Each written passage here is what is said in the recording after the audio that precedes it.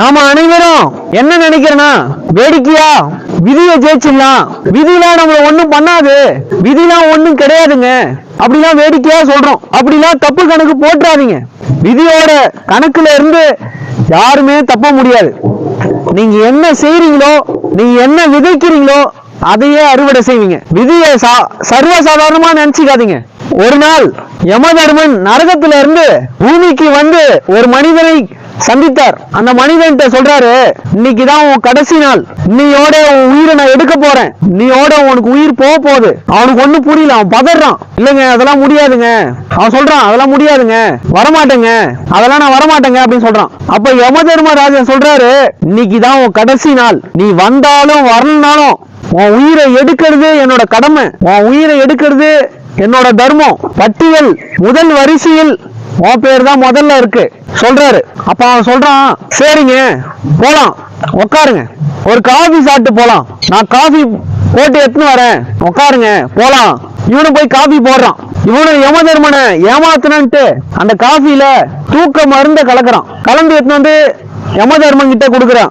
யமதர்மனும் வாங்கி குடிக்கிறார். குடிச்சு மயங்கி தூங்கிறார். அதுக்குள்ளே இவன் தப்பு கணக்கு போட்டு, சரி இதுல மாத்தி வச்சிருவோம், இந்த பட்டியல் வரிசையில இருந்து மாத்தி வச்சிருவோம். என்ன பண்றான், அந்த பட்டியல் வரிசையில முதல் பேரை எடுத்துட்டு அழிச்சிட்டு கடைசி வரியில இவன் பேரை போட்டான்.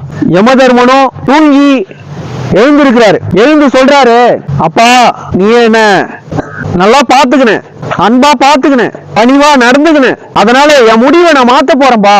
அவன் என்னங்க மாத்த போறீங்க? இல்லப்பா, பட்டியல் வரிசையில முதல்ல இருந்து ஆரம்பிக்க போறது இல்லப்பா, கடைசியில இருந்து ஆரம்பிக்கலான்னு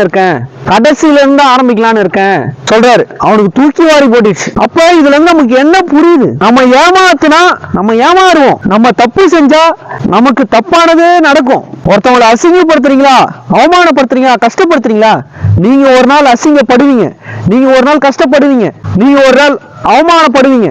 உங்களுக்கு துன்பம் வேண்டாமா, நீங்க யாருக்கும் துன்பத்தை கொடுக்காதீங்க. உங்களுக்கு கஷ்டம் வேண்டாமா, நீங்க யாருக்கு கஷ்டத்தை கொடுக்காதீங்க.